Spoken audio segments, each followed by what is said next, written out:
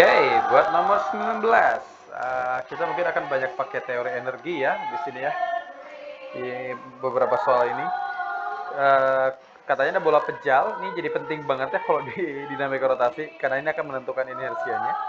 Ingat teman-teman, bola pejal kalinya berapa? Yaitu adalah 2/5 ya.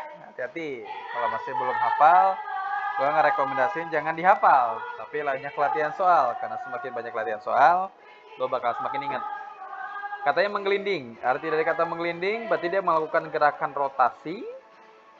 Di saat yang bersamaan dia juga melakukan gerakan translasi.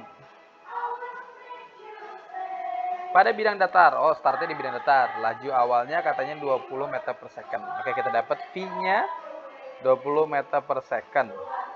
Bola kemudian menaiki suatu bidang miring dengan kemiringan 30 derajat. Coba kita visualin. Anggap aja kayak gini mungkin ya. Awalnya startnya dari bawah, terus nanjak. Nah ini, awalnya dia punya kecepatan 20 meter per second di titik ini V1 lah anggapnya sama gua. Tentu dia akan naik ke atas. Habis itu katanya sudutnya adalah 30 derajat. Jika selama gerakan bola menggelinding tanpa selip, menarik, tanpa selip dan energi yang hilang karena gesekan diabaikan, maka logikanya nanti di sini nggak akan ada pengaruh gaya gesek ya, bisa dibilang.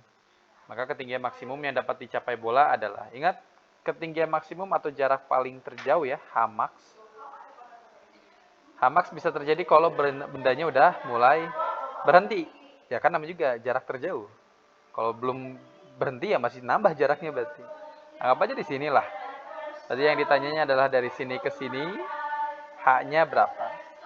Berarti kalau gitu kita analisis by by energi. Karena di sini sebenarnya pas di titik H max ini dia udah 0 ya kecepatannya, V2 gua anggap.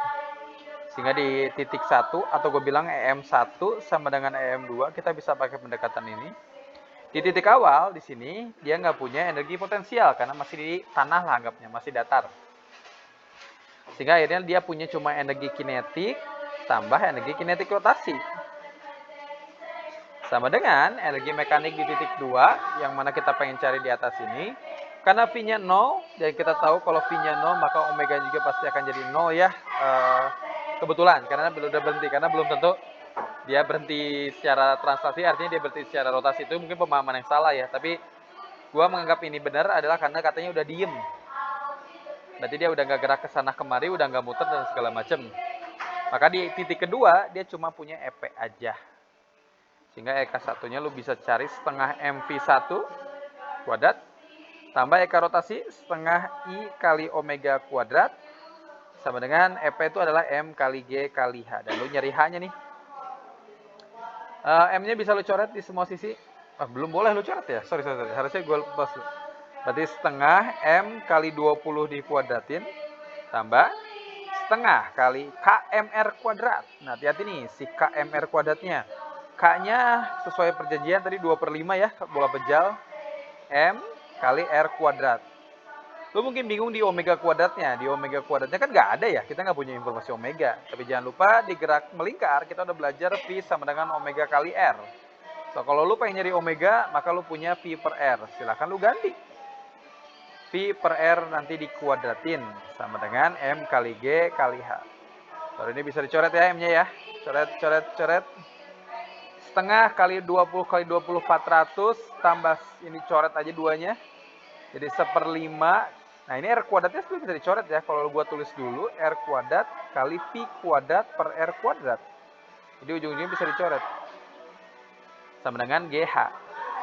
200 setengah kali 400 tambah 1/5 dari tadi. V-nya kan 20 dikuadratin 400 juga. Kali 10H. Sehingga ini lu akan dapat 200 tambah ini coret aja nih 80 berarti sama dengan 10H. Sehingga ini lu dapat 280 sama dengan 10H. Lu coret nolnya, berarti hanya paling maksimal ada 28 meter. Dan ini terjadi ketika V-nya udah mulai 0. V dari 0, ingat sekali lagi dia udah berhenti. Udah berhenti berarti jaraknya paling jauh seperti itu. Jadi itu ya. Simpel kok untuk nomor 19. Selama lo ngerti, lo arahnya pengen pakai energi, lo bisa nganalisis di energi 1, di energi 2 ada apa aja, aman. Biasanya itu memang harus kita analisis by kalimat-kalimatnya. Jadi lo harus pelan-pelan aja bacanya. Oke. Thank you. Lanjut ke nomor berikutnya.